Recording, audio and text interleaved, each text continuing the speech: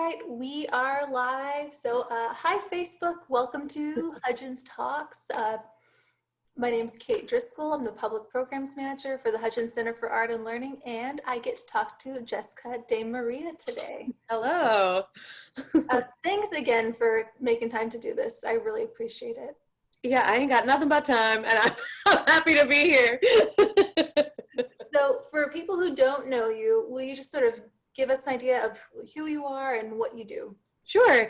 So my name is Jessica De Maria. I am an Atlanta-based artist. I'm primarily a writer and a performer, composer, director. I spent a lot of time in arts administration as well, in marketing and development, fundraising. And I'm also a teaching artist. So when classes are in session, I will teach playwriting, musical theater, and a variety of other subjects to kids of all ages based out of different theater companies here in Metro Atlanta.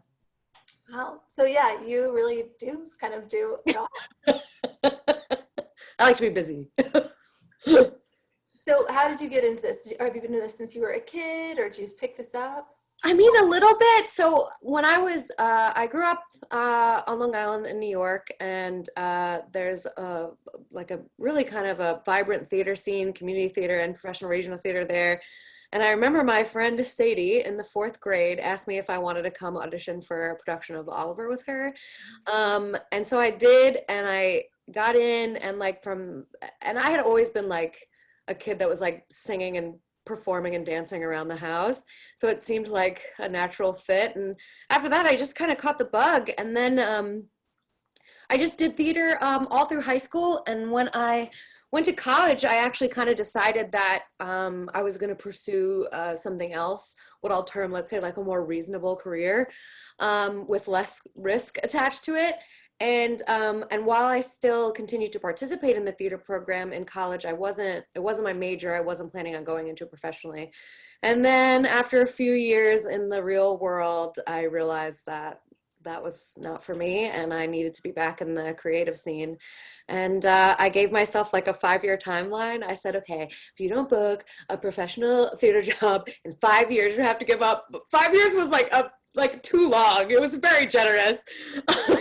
So, and then it just, the rest was kind of history, and I just kind of started over, happily so. So, yeah.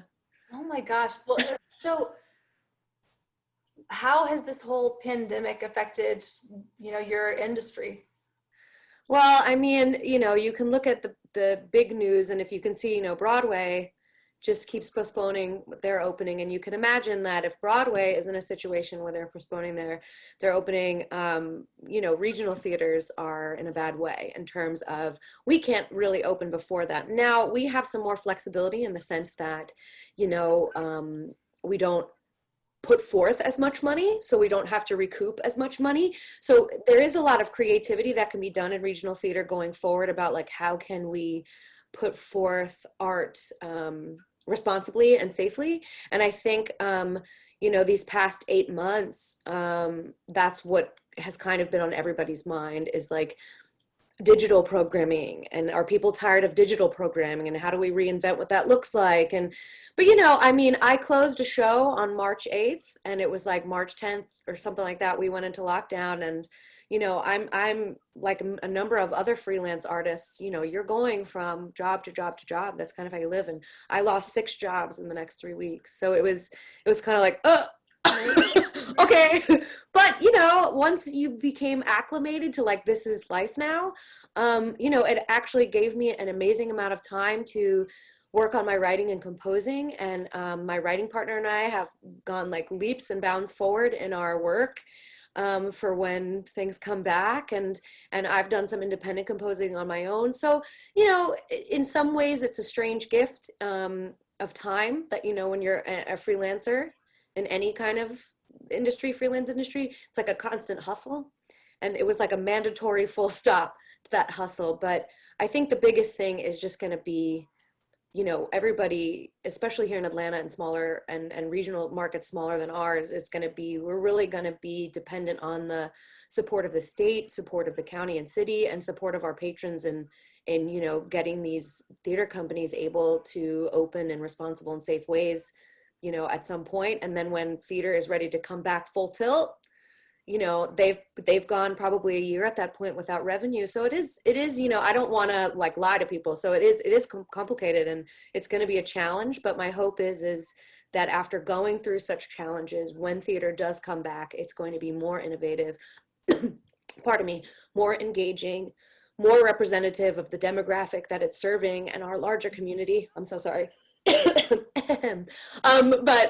you know, you hope that, because it's now everybody's kind of learned that there is no room for expendable art. It's, you know what I mean? And so I hope that that's going to be what theaters keep in mind as they reopen going forward. Yeah.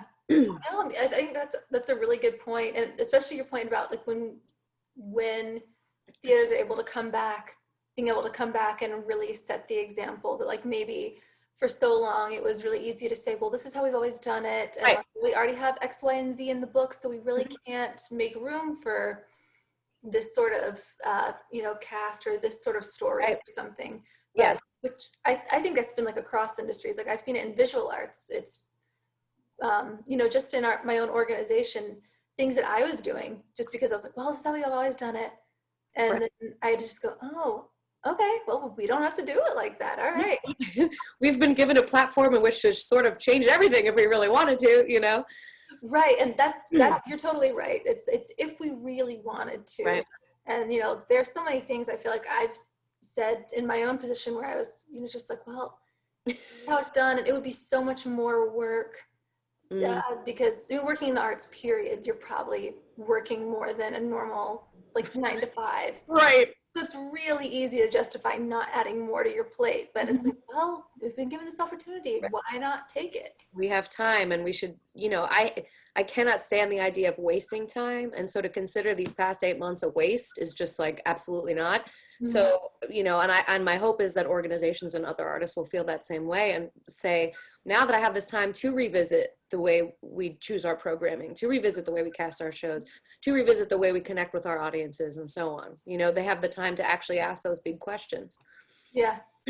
Yeah, you can, there's a disruption of the constant go, go, go, go, go, Yeah, go. keeping your head above water, you know what I mean? Right, yeah, totally. Well, so as like, you know, a writer and a performer, what, you know, misconceptions do you feel like people have about, you know, your career, what you do? You know, a lot. I think that there is still this sort of pervasive attitude that like, because you love it, it's your passion, it's not a job. Like if you pick a career you love, you'll never work a day in your life. And I'm like, you know, yes, I do love it. Yes, it is my passion. Yes, I have elected a challenging career, but it's still it's a lot of work. And like you said, we're working a lot more than 40 hours a week the majority of the time for not, hello Gidi, for not really relative pay much of the time either. Right. And you know I've been visited with like, well, that's your choice, that's a sacrifice that you make for having a job that you love. And I'm just sort of like, I really hate that mindset about anybody's career, you know what I mean? Sure. You Well, know, you could say that to, I feel like people have said this to teachers. yes, exactly. Well, you knew what you were getting into. You knew it'd be a lot of hard work and a thankless job. And it's like, that's a pretty callous. Yeah. Yeah. And I think, you know, and I think everybody thinks it's just fun. And yes, there's so many aspects of it is fun, but oftentimes when I actually like sit down and let's say talk to my family, for example, and I have to tell them that like, as an artist, I'm not only just producing my art, I am marketing myself, maintaining a website, teaching myself how to maintain and build a website, learning video editing so I can put promos up there, buying, you know, now buying like this ring light and like a tripod and things like that so that I know how to self-tape. Like these are all, I didn't learn how to do any of that. Like I'm having to like be my own boss, be my own business manager, be my own financial manager, be my own marketing director. And I mean like all of that's very exciting and it's really fun to have that much control over like your own brand, but like it is a lot of creative and innovative thinking all the time in addition to what you're supposed to be doing, which is like always being prepared for an audition and, you know, booking the jobs that you can book and so on. And I think, you know, a lot of that is sort of why I've tried to like diversify my own skill set, was that, you know, would never really have to have a moment where I'm like, I don't know I don't know what to do. I don't know what I'm doing. Because I don't really feel like there's a lot of resources, you know, or a lot of people that kind of understand like what you're getting at. And you know, and you're also beholden to the market that you've chosen to work in a lot of ways too. I mean, like Georgia is, I want to say, third in the nation for funding of the arts. So like third to the bottom in terms of how much money they give to their arts community, which you're like, oh my God. So, you know, I've chosen to live and work here. And with that comes the understanding that I'm living and working in a state that really doesn't support what I do. But, you know, and I'm beholden to that because that then affects what a budget of a theater company, which then affects how much they can pay me and so on and so on. So there's a lot of things outside of your control, but so I definitely think there's a misconception about that. And as far as composing goes, that, you know, kind of everybody has GarageBand now. And so like, it's this idea that like all you're doing is like plugging your keyboard into a computer and like plucking around in there. And like, yeah, sometimes I'll do that and make weird stuff, but it's not just that, you know. But it's hard. I mean, like, I don't think anybody wants to feel like they have to defend the validity of what they do. And I think a lot of what's going on now, sort of all of us kind of pleading to various government organizations and the general public to be like, everything you're consuming right now, your Netflix, your films on, you know, like those are created by artists. We were the industry that was the first to close, and will be the last to open, you know, and like having to defend the validity of like, this is a lifestyle, this is a career. There are millions and millions of people that are completely without work. And like, I don't think, you know, it's also like the general population doesn't know just how many people, like let's say a musical theater production employs. It's not just a cast of 22. It's like an entire design team, an entire stage crew, like costume and wardrobe, all of that, you know, how many people just the closing of one show affects, let alone the closing of an entire season of those. So. And to your point about artists getting everyone through this quarantine, I'm sure it's especially galling to hear people say stuff like, you know, Atlanta, we're really, you know, Atlanta's one, you know, becoming a big film spot. Yeah.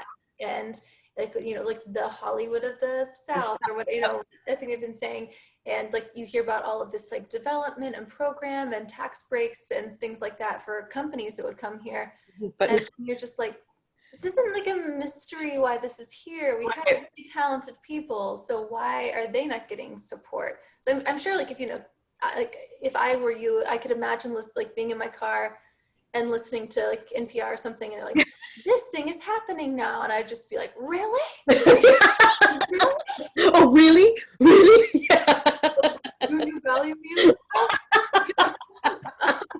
Like, I'm sure that could sting sometimes. Yeah, I mean, you know, I know how fortunate I am that I do get to do what I love. And I will never take that for granted, but it is, you know, you have to be a constant advocate. So yeah, it does kind of smart a lot of the time. And, you know, I know speaking to fellow artists as well, it was kind of like, there was this weird universal feeling that everybody was like, I'm right at the cusp. I'm right at that. I'm about to push up to that next level. I'm about to break through. And then it was like, woo, you know, the whole world got canceled. And I know that in the scope of how like global problems, like American problems, it seems so small, you know, but in reality, like if you, like for me, I am an artist because I fundamentally believe that is one of the last ways that we physically connect with each other. And so I do feel that it is an essential service in a lot of ways.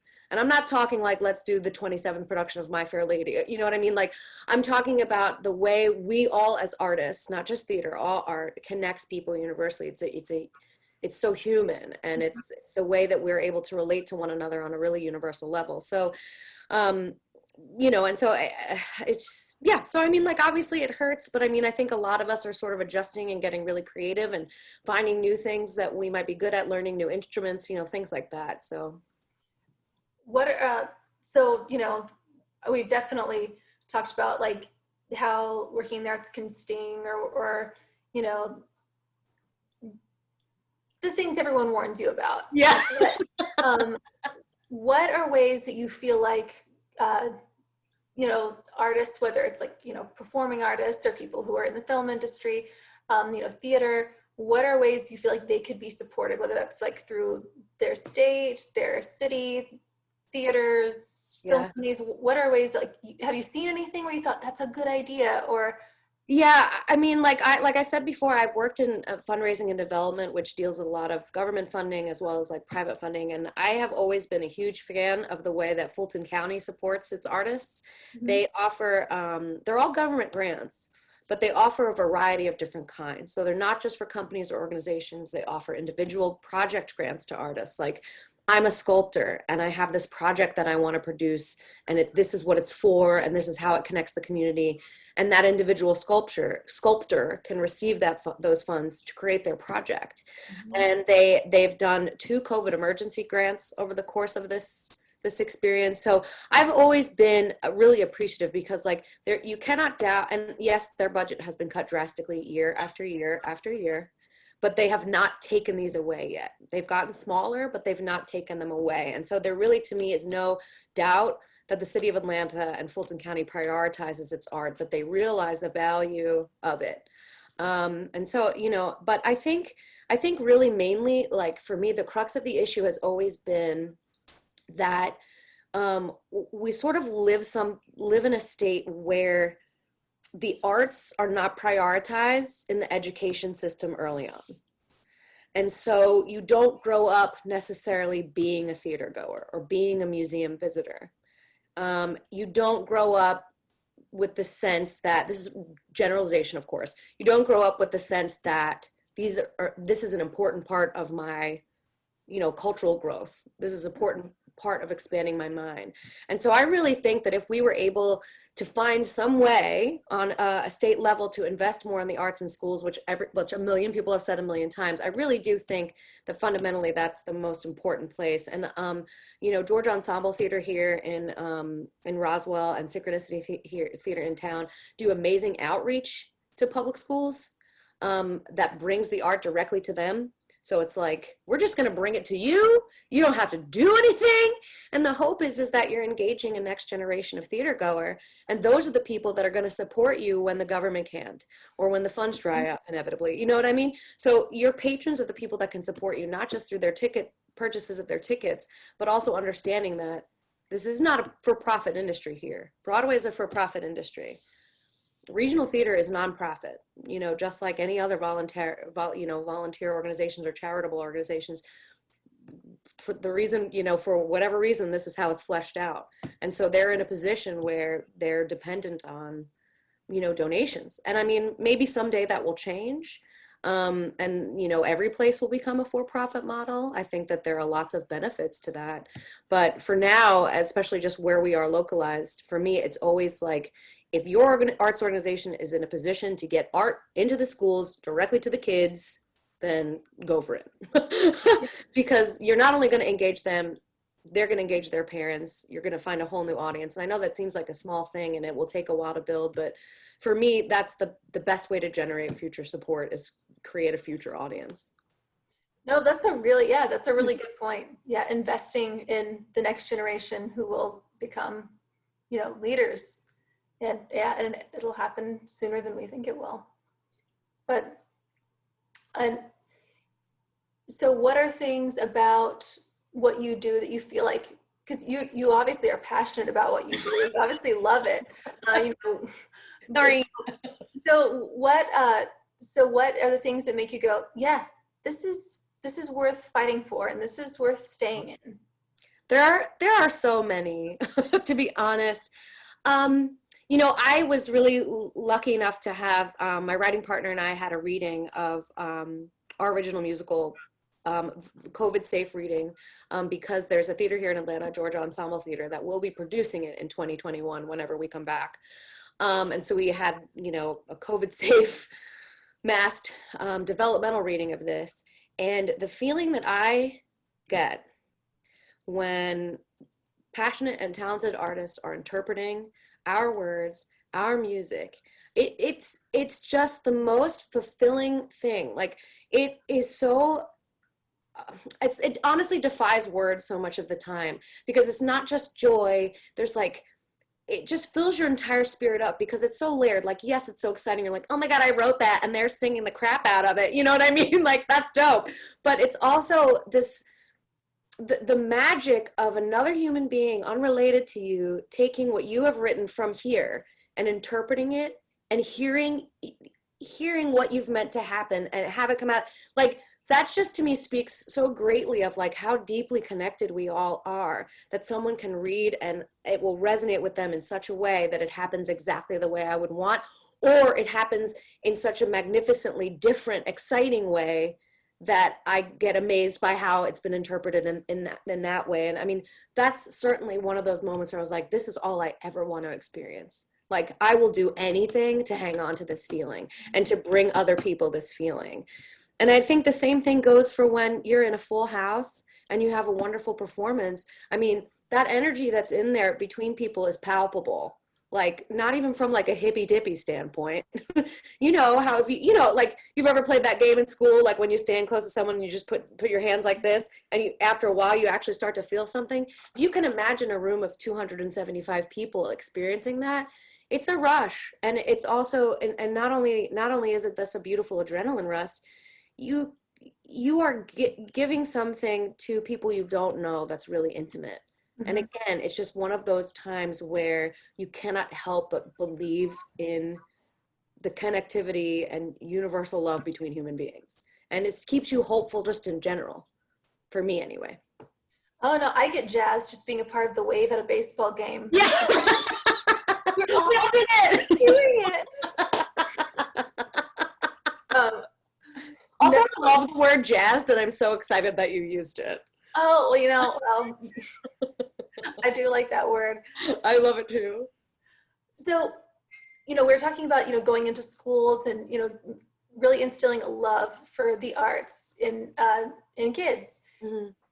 But then you know, when we kind of touched on this earlier as well, like, I don't feel like when you're growing up, it seems like a viable career choice a lot of the time. Yeah. Like, I mean, I know for myself, when I would tell people, right, I was one of those weirdos that knew they wanted to work in an art museum when I was like 10, because I went to an art camp at an art museum, and I was like, and you were like, this is what I want. Yeah, I want to be here all the time. And you know, grown-ups are here, so there must be a job around here, so I want to do that.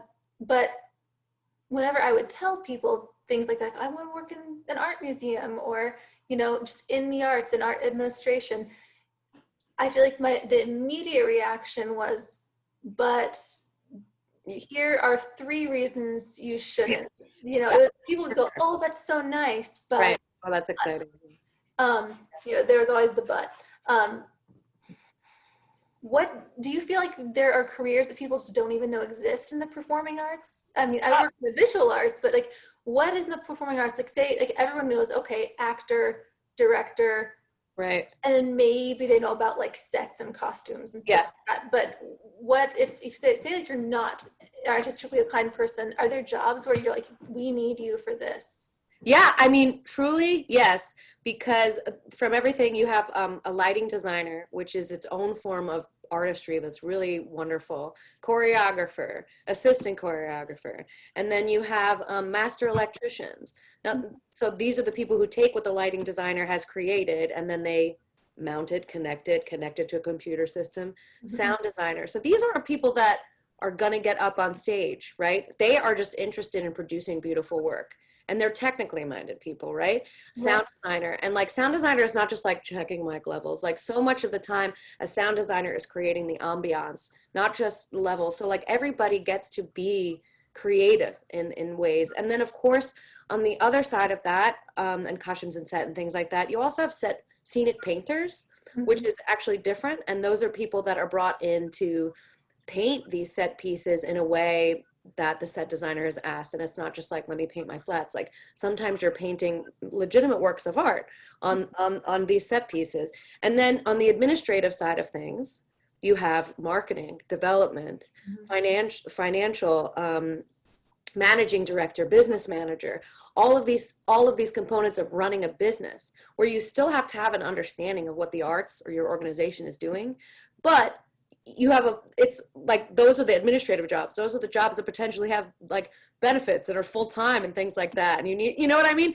While you still get to touch and be a part of making art. And there's always going to be that creative component to that, because in addition to that, in arts organizations, you always have to think creatively and problem solve. And it's just the nature of nonprofit and art in general.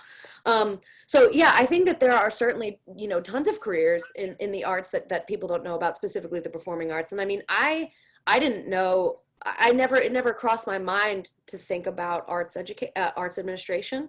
The first job that I had before I went back to pursuing theater was as a public librarian. So I had a master's in library science, which taught me how to write grants basically. And so when I was looking for like a side hustle job, I was like, wait, I can do that. And I'll know what I'm writing about, which is even better, So but it never crossed my mind. It, just kind of happened by accident. And as far as like the other thing, because schools are not offering so much arts education within them, that's why these theater companies, professional theater companies, have education arms. So you're bringing, and becoming a teaching artist is being a part of that. And that's another thing. If you're an educator and you love art and you don't want to be in a public school system, maybe you need to be, maybe you can look into running an education arm of an arts nonprofit. I mean, for me, like, I've always wanted to work with kids in literacy. I mean, that's why I became a public librarian. And I've ended up doing more literacy through drama training as a teaching artist than I ever did as a librarian. Which is basically literacy through drama is improving kids' literacy skills by having them write and create plays. It's Oh, beautiful. So and those are just like all different facets of what you can do as an artist. yeah, well, that, and like, even though I might be a little bit more clued into the arts than someone who doesn't work in the arts, everything you're saying to me is like pretty much brand new information to me. I'm just like, oh, really? Oh, that's really cool. So yeah, when you talk about like being like a teaching artist, that means that you are like interactively, is that just like you're teaching a drama class, or is it you're teaching a drama class like to improve some part of like a curriculum or something? So a lot of times we make sure that the curriculum that we're teaching through the theater matches with meeting the requirements of the curriculum of the school. Not always. That's really dependent if we're going to be doing it in partnership with a school, or if it's just like kids can randomly sign up and come. So it just depends on what kind of courses there are. I have been part of programs that are in partnership with public schools, and even a couple of private schools, and those have to check those curriculum boxes, which is great. Yeah. Then I've also been a part of, whether it's summer camp or simply throughout the year, classes that are totally independent, that like any kid can just, sign up for their age group and what they want to learn. And that's because either they're interested in it, or a lot of times it's because their parent is trying to find something for them to do if they're not inclined in some other extracurricular way. And that's always great, because it's those kids, it's always like, you have no expectation of like what the room is going to be like, and it's always exciting. But you hope that they take that experience and they grow with it. And I'm always honest with them. Like, I never tell them we're here to learn to become professional actors. I'm like, we're here to learn to how to express ourselves, how to use words, and how to connect with one another, through a different medium. And so Great for kids to learn those skills. I mean, I could have really, really benefited from that when I was like in middle school, high school. Oh, me too. Like, me too. It's yeah, exactly. Because it's very important to me. And like, especially now, and this is going to sound like I'm a granny, which I guess I am in a lot of ways, but like, especially now, like the default kind of communication is through your screen, and short and quick, and just like, you know what I mean? And like immediate gratification one way or the other. And, being in an acting class is like the complete and total opposite of that. Maintaining eye contact, physical cues, nonverbal cues, on top of, I need you to express to me how you feel, or I need you to tell me, like, your character is saying this. Can you articulate to me why this human might be saying these kind of things? I think it's incredibly essential. And that's another reason why I feel like, you're not just teaching kids how to like yuckity yuck and tap dance. You're teaching them skills on how to be people. Yeah, everything you're talking about are things that I feel like I've repeatedly heard just from my own experience growing up, but I've heard it from my, friends who are educators in the public school system. I've heard from my friends who are parents, like they wanting their kids to be better at everything you just said. Oh. But I don't think most of those people would go, I should put them in a drama Theater class, I know. um, Yeah, it's incredibly important. I mean, you constantly, as an artist who's passionate about these particular issues, it's like a constant advocacy. yeah, no, I completely agree with you. So like that being said, what are some good resources for people who are wanting to get into this, either their kids, themselves, like what would you recommend? Yeah, so if you are looking to find programming for your kids, I mean, obviously things are a little wonky right now, but most everybody has graduated to some kind of COVID safe or virtual programming for some avenues. But you could go to individual theaters, like I said. Two of the best to me are Georgia Ensemble Theater, Synchronicity, but the Alliance Theater. But you can also go to just your regular parent resources like Atlanta Parent, Access Atlanta. Those kind of resources usually will list, what's going on. But like every professional theater in this city has like an education tab where you click and you can see what they're offering. And it's also important, like if you're passionate about it, to advocate to your child's school and be like, hey, I think it would be great if we could bring some programs like this in. They're not expensive. They're really not. And, I know that seems so like gross saying that, because like as if there's any public school that has adequate funding, but there is money within public school budgets for this type of programming. And these theaters that are passionate about bringing the programming into the schools are working within those budgets. So Are they doing it like an after school program that kids can sign up for? yeah, it depends. It really depends. So like a lot of arts organizations will partner with schools and they'll actually do programming like midday, or they'll bring in a teaching artist who will have the kids for 2 hours while the teacher takes a break or sits or whatever. And for 2 hours for, let's say, 3 days a week for like those are called like residencies. Or they'll do it after school. It's really sort of like a kind of a flexible situation. As far as kids signing up for independent programs outside of their school, those are normally after school hours and on weekends. Yeah, and definitely a ton during the summer. There's always a plethora of programming during the summer. Is there a certain age group that you like working with the most? I actually love working with middle schoolers the most, and I might be one of 4 people in the world. Everyone's always like, middle school. And then you remember yourself as a middle schooler, and I was like, I was at a horror show. No one would want to be around me in middle school. But I love working with middle schoolers because they're like right at that cusp of, they have a personality, right? They know who they are to some degree, but they're still malleable. They're still kids in a lot of ways. They're not like too cool yet. They're not like, I'm 17 and I literally know what's up, So they're right at this cusp of like, I really feel like you can have an open and adult dialogue with them, but still have a really positive and open influence, and that they are open to experiencing new influences and new things and positivity. So I always feel richer after I get to teach a middle school class.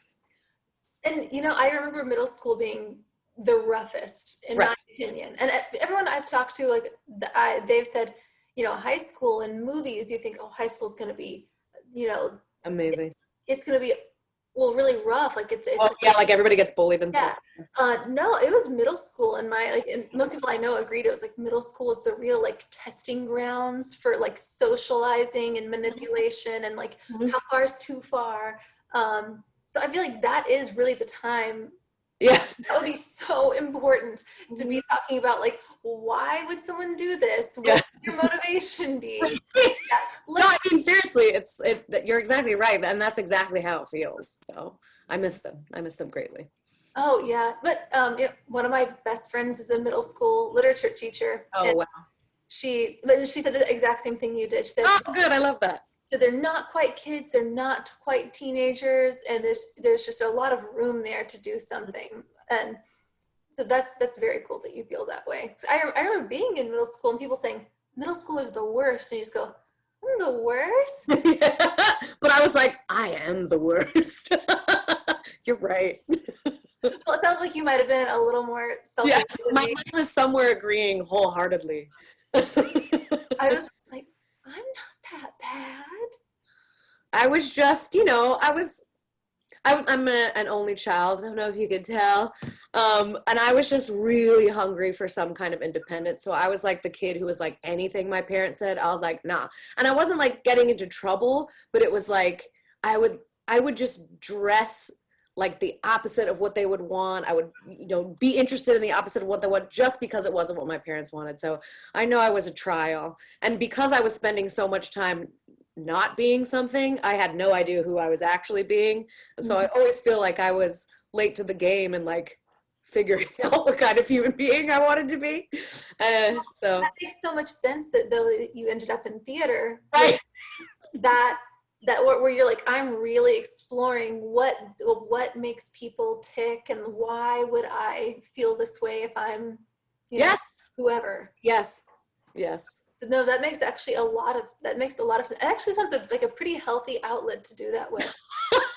I mean, I like to think so. There's a lot to be said. I mean, if you've ever taken a theater history class, Aristotle talks about all the principles of theater, and one thing he talks about is catharsis, and there's a lot to be said for that. When you get to sort of play out kind of your own issues and your own pain through a character's lens, I mean, it can be incredibly freeing. It really can, and it really, I think invites other people in to make that connection and share that catharsis with you as well.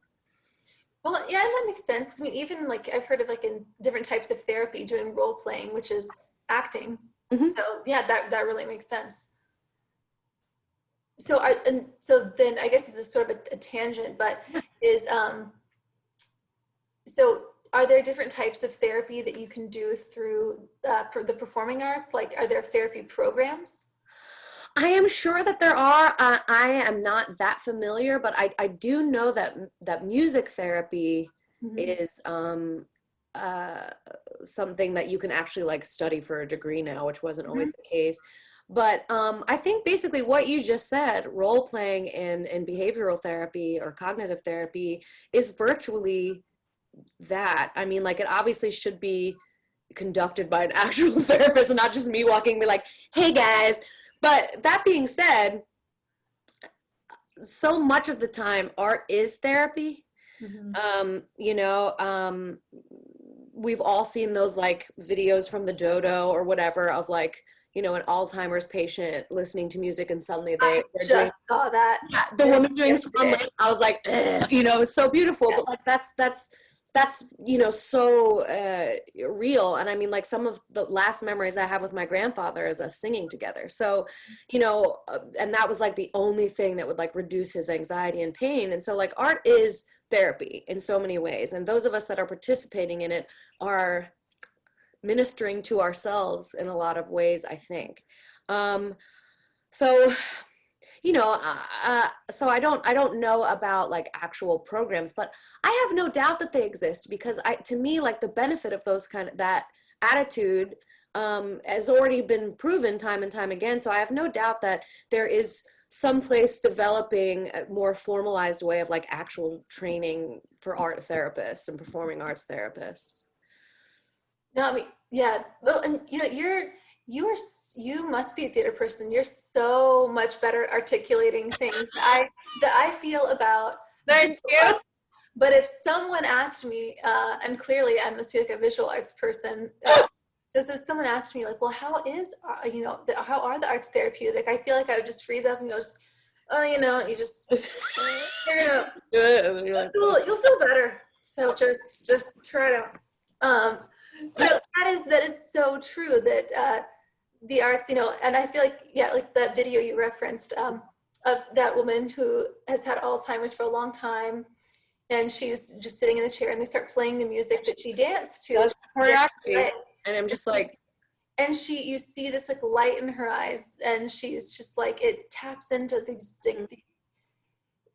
the arts are just really good at tying into your emotions. Like, if I'll look at things that I've drawn and painted, I can remember the podcast I was listening to just by looking at it. I'll start hearing whatever that was, or I look at it and go, oh, my mom and I just argued when I was doing this.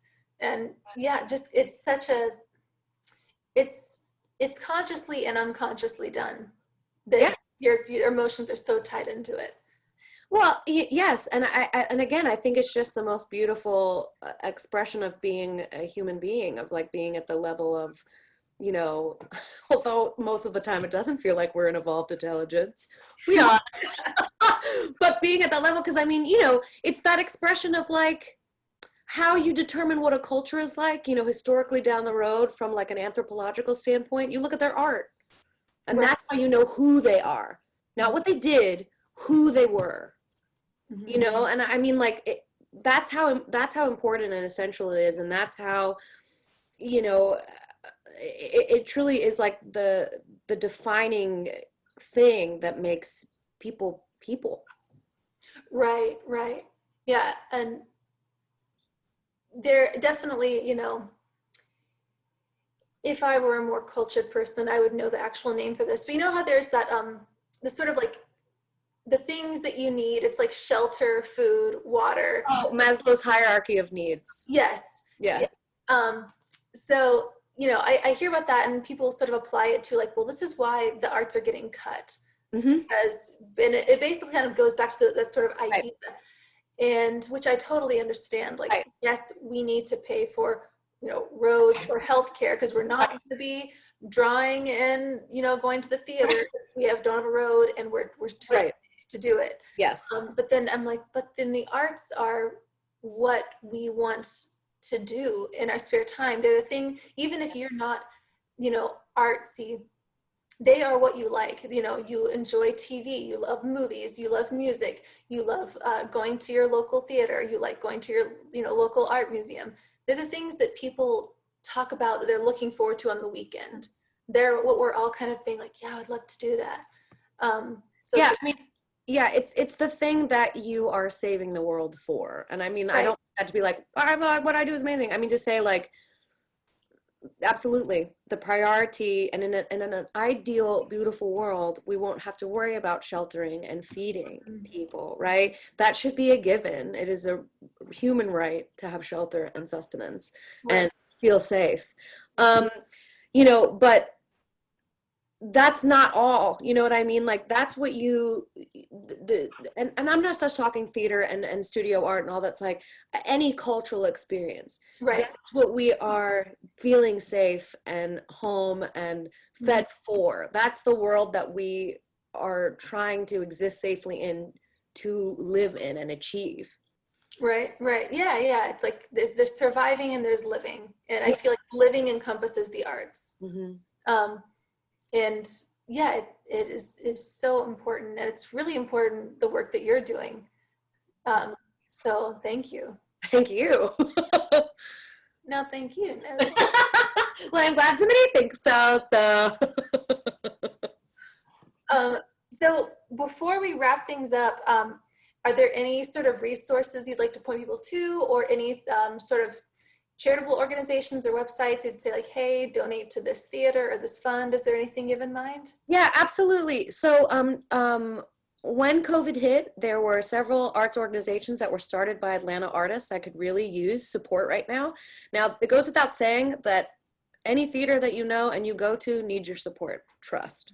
But these organizations, and you can find them on Facebook, on social media, it's probably the first place, or you can Google them, the Atlanta Artist Relief Fund. And that is a fund specifically geared towards putting connecting out of work artists with food, with low cost therapy and low cost access to low cost therapy or free therapy, and access to low cost or free medical care. And then there's Atlanta Theater Artists for Justice. And that is an organization also started by Atlanta artists that is focused on improving diversity and inclusion in our arts community. So those, and also advocating for legislation and government officials that will support the arts and that endeavor going forward. So those are two really brilliant organizations that you can support right now. And then if you want to check out what I'm working on and what I'm writing, I mean, obviously our show needs support, you know, too. You can visit either you can visit my writing website, which is chaseandjessica.com, or you can visit my website and connect through there at jessicademaria.com. But I strongly encourage, you know, obviously the people who are watching this are people who are really interested in supporting the arts and are advocates for the arts. So I encourage you to sort of like open up your lens and sort of take a look at those two organizations I brought up initially, and yeah, and see if anything sort of strikes your passion or inspires you. Mhm. And then I know some of the people are watching are Hudgens members, so I'm just gonna guess you probably live around the Gwinnett area. If you don't know, Gwinnett does have a really neat theater, the Aurora Theater. So that is definitely somewhere that's in your backyard. And they also have an amazing education program. Mhm. So many great classes and wonderful teaching artists there at Aurora as well. All right, well, again, Jessica, thank you so much for doing this. I really Thanks so much for having me. Yeah. I And really appreciate it. they couldn't catch the beginning, that's totally fine. You can still rewind and watch it, or we have a YouTube channel and you can catch it there. Awesome. Thanks, everybody. All right. Bye, Facebook.